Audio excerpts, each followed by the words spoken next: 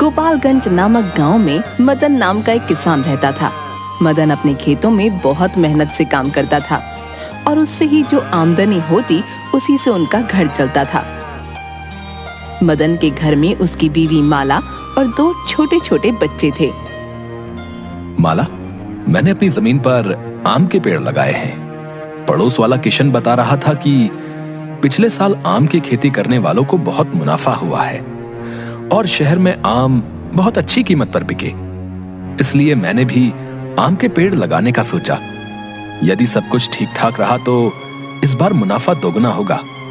हम लोग अपने घर की मरम्मत भी करवा लेंगे और बच्चों की पढ़ाई भी सही से चल पाएगी। अरे वाह, ये तो बहुत अच्छी बात है। भगवान हमारी मदद जरूर करेंगे और इस बार हमें बहुत मुनाफा होगा। हाँ, अब मैं भी खेत पर जाता हूँ।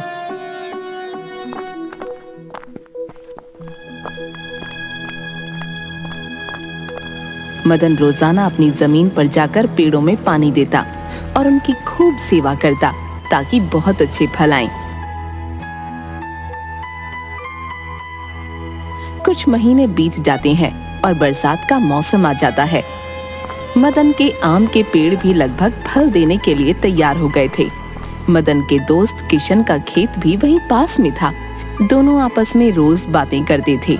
मदन भैया, आपकी जमीन पर पेड़ तो बहुत अच्छे लगे हैं। ऐसा लगता है कि इसमें बहुत अच्छे फल आएंगे। हाँ किशन, मैंने मेहनत तो बहुत की है।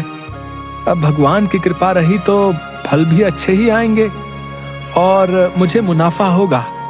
बस भगवान हम सब किसानों पर कृपा बनाए रखे और इस बार तूफानी बारिश ना आए। कुछ गांव वाले कह रहे थे कि इस बार यदि बारिश ज्यादा हो गई तो काफी फसल नष्ट हो जाएगी। बस उन लोगों की बातें सुनकर ही मेरे मन में चिंता बैठ गई है, कहीं हमारी मेहनत बर्बाद ना हो जाए।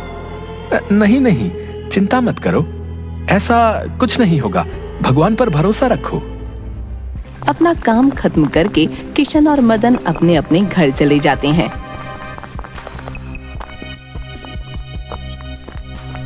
मदन ने किशन को तो दिलासा दे दिया, किंतु उसकी बातें सुनने के बाद मदन के मन में एक डर सा बैठ गया कि यदि कहीं सच में ही तूफानी बारिश हो गई तो उसकी सारी मेहनत बर्बाद चली जाएगी। एक दिन बहुत तेजी से बारिश हुई। बारिश रुकने का नाम ही नहीं ले रही थी। मदन अपने घर में बैठा बैठा बारिश के रुकने का इंतजार कर रहा था।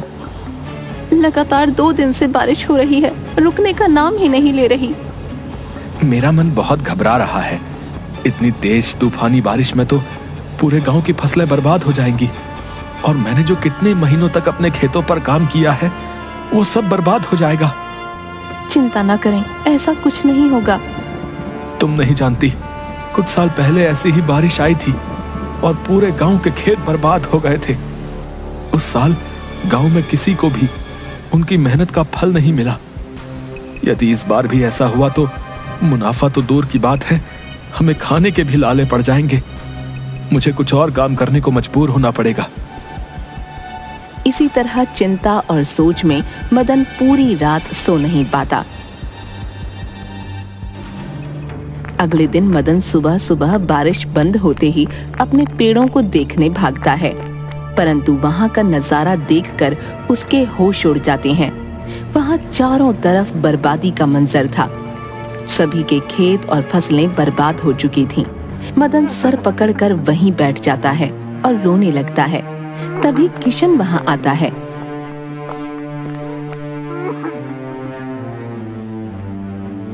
अरे भैया, इस बर्बादी की बारिश ने तो सभी किसानों की मुसीबत बढ़ा दी। देखो, तुम्हारी और हमारी मेहनत पर कैसे पानी फिर गया। मुझे कुछ समझ नहीं आ रहा, मैं क्या करूं। मैंने तो अपनी सारी उम्मीदें इसी फसल से लगाई हुई थी। मैं अपना घर चलाने के लिए क्या करूं, मुझे तो कुछ समझ नहीं आ रहा। अरे भैया, सभी का यही हाल है। गांव में जितने भी किसान हैं, सभी पर यह मुसीबत आई है। किशन चला जाता है, परंतु मदन वहीं बैठा बैठा रोता रहता है। काफी देर वहाँ उदास बैठने के बाद मदन जब अपने घर की ओर जाता है तो घर का नजारा देखकर उसका मन दुखी हो जाता है। बारिश के पानी से घर की छत बह रही थी और भूखे प्यासे बीवी और बच्चे कोने में दुबके बैठे थे। अरे कहाँ थे आप? कब से मैं आपका इंतजार कर रही थी। देखिए ना, छत से कितना पानी टपक रहा है। भूखे प्यासे बच्चे कब से खाने के लिए कह रहे हैं, पर मैं खाना कहाँ से लाऊं? ना तो घर में राशन है, ना ही सोने की जगह। आप कुछ कीजिए ना, मुझसे बच्चों का ये दुख नहीं देखा जाता। माला, मैं कुछ करता हूँ। हमारा सब बर्बाद हो गया। भगवान न जाने कैसी परीक्षा ले रहा है। मैं बच्चों के खाने का बंदोबस्त करता हूँ। अपने बीवी बच्चों को इस हालत में देखकर मदन का मन रोने लगता है। अपने बच्चों के लिए खाने का इंतजाम करने की खातिर मदन घर से भागता हुआ बाजार की दुकान की ओर जाता है।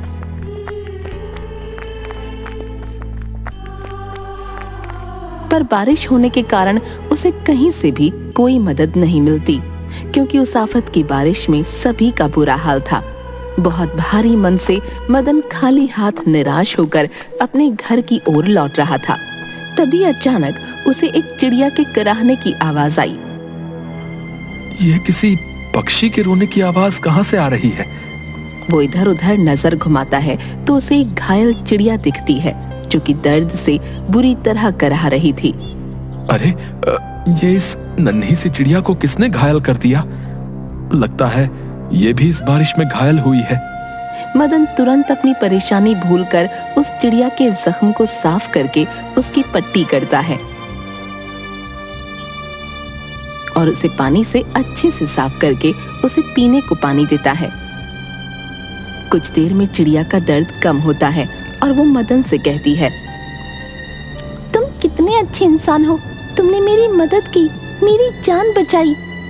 तुम खुद कितने दुखी और परेशान थे, फिर भी तुमने एक चिड़िया के दर्द को देखा और तुमने उसकी मदद भी की। चिड़िया को बोलता देखकर मदन बहुत हैरान होता है और उससे पूछता है, तुम एक पक्षी हो, फिर भी इंसानों की भाषा कैसे बोल रही हो? तुम साधारण चिड़िया नहीं हो। हाँ, मैं एक जादुई चिड़िया हूँ और मैं तुम्हारी परीक्षा लेने आई थी। मैं देखना चाहती थी कि इतने दुख में भी क्या तुम मेरी मदद करोगे। तुम इस परीक्षा में पास हुए, इसलिए मैं तुम्हें इनाम देती हूँ।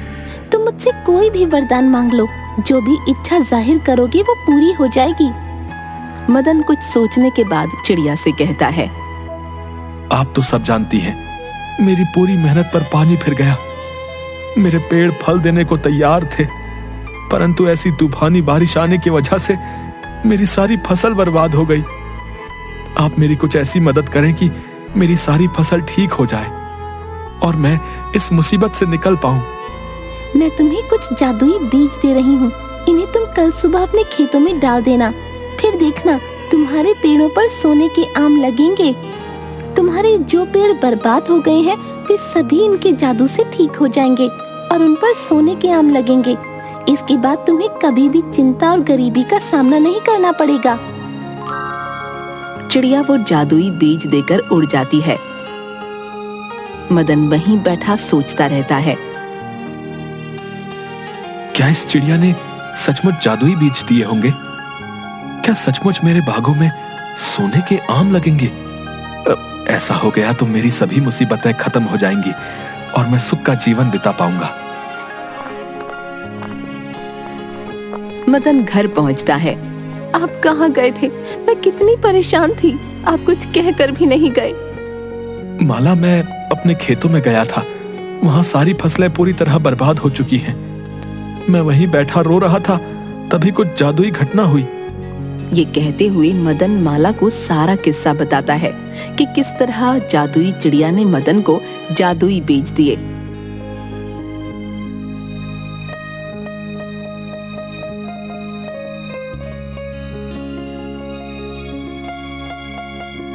अरे, क्या आप सच कह रहे हैं? यदि चिड़िया ने वो जादुई बीज दिए हैं तो जरूर हमारे खेतों में सोने के आम लगेंगे। उसकी कही बात जरूर सच होगी। तुमने उस चिड़िया की मदद की, अच्छाई का फल तुम्हें मिलेगा और हमारी सारी मुसीबतें दूर हो जाएंगी। बस अब हमें अपने खेत में जादुई फसल का इंतजार करना होगा।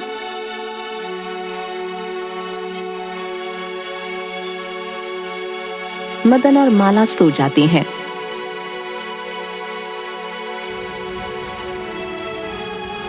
और अगले दिन सुबह ही मदन अपने खेतों में जाकर वो जादुई बीज डाल देता है।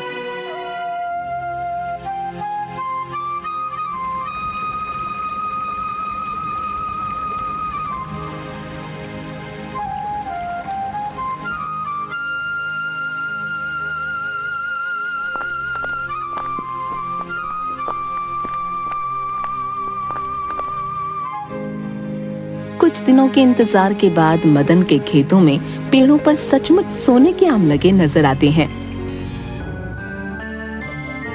अरे क्या मैं सपना देख रहा हूँ? यहाँ तो सचमुच सोने के आम लगे हुए हैं। उस चिड़िया की कही बात सच हो गई।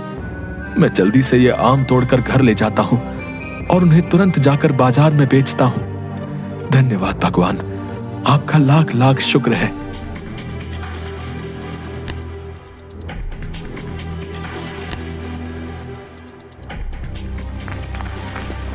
मदन वो आम लेकर घर की ओर दौड़ता है।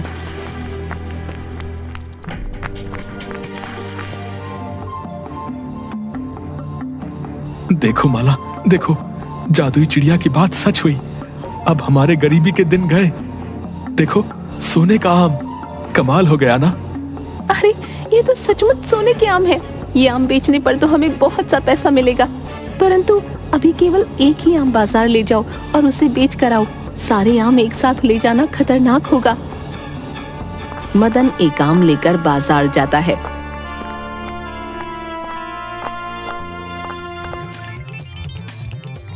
और उसे बेचने के बाद उसे काफी पैसा मिलता है।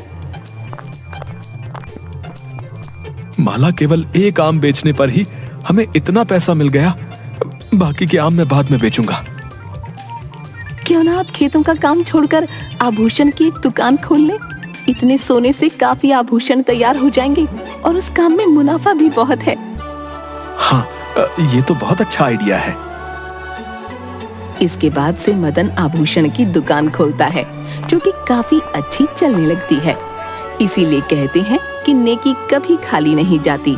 यदि हम किसी की मदद करते हैं तो हमें भी बदले में उस निस्वार्थ मदद का फल जरूर मिलता है।